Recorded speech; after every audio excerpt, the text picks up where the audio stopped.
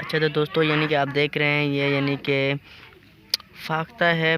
या तो ये तोता है, हमें ये पहचान नहीं दे रहा। अच्छा आप मुझे ये कमेंट में बताएं कि ये क्या चीज़ है आखिरकार। दोस्तों ये आप देख रहे हैं इसको यानी कि यहाँ ज़ख़म लगा हुआ है, या तो यहाँ इसको गोली लगा या तो इसे किसी परिंदे ने यहाँ ज़ख़म की, यानी कि